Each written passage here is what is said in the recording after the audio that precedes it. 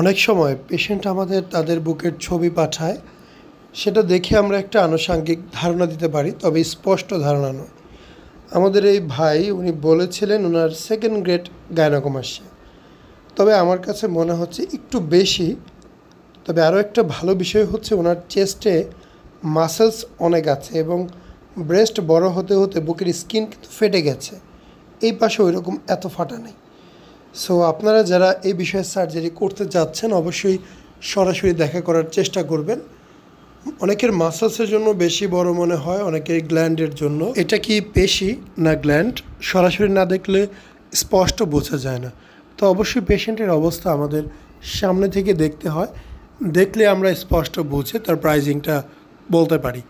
So এই পেশেন্টের যে বর্তমান অবস্থা আপনারা দেখতে পাচ্ছেন, অপারেশনের 2 দিন পর এখনও বডিতে অনেক সোয়েলিং আছে, স্যালাইন আছে। সপ্তাহ 10 দিন 15 দিনের মধ্যে এগুলো শুকিয়ে যাবে। বুক আরও বেশি চাপে, অনেক জায়গায় ফোলা আছে, কমে যাবে। অবশ্যই ধৈর্য সহকারে সময় নিতে হবে। গাইনোকোমাস্টিয়া প্রবলেম একদমই সলভ। এখন বডি ফ্যাট আছে, কিছু সাইডে একটু ফ্যাট আছে, ওজন কমানোর মাধ্যমে এগুলো কমে যাবে। অবশ্যই নিজেরও একটু চেষ্টা করতে হবে। সব আসলে ডক্টর তো করতে পারে না। তার গাইনোকোমাস্টিয়া একটা নির্দিষ্ট এরিয়া আছে, সম্পূর্ণ বুক, পেট, হাতের নিচে, এটা তো আর গাইনোকোমাস্টিয়া না। যেটা গাইনোকোমাস্টিয়া ওটা প্রবলেম সলভ হয়েছে, শুধুমাত্র নর্মাল বডি ফ্যাট যে অংশটা, ফ্যাটগুলো আছে।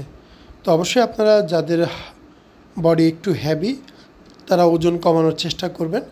যে কোনো পরামর্শের জন্য আমাদের ক্লিনিকে আসবেন, ধৈর্য ধরতে হবে, পরিপূর্ণ ফলাফল। আসসালামু আলাইকুম, মোহাম্মদ শাকিল হোসেন বলছি। 2017 সাল থেকে আমরা গাইনোকোমাস্টিয়া নিয়ে নিয়মিত কাজ করছি এবং ভিডিও প্রকাশ করছি। এই চ্যানেলে যারা নতুন এসেছেন আপনাদের কাছে অনুরোধ থাকবে আমাদের এই চ্যানেলটি আপনারা ভালোবাসা দিবেন এবং সাবস্ক্রাইব করবেন। এবং যারা অলরেডি সাবস্ক্রাইব করেছেন তাদেরকে অসংখ্য ধন্যবাদ।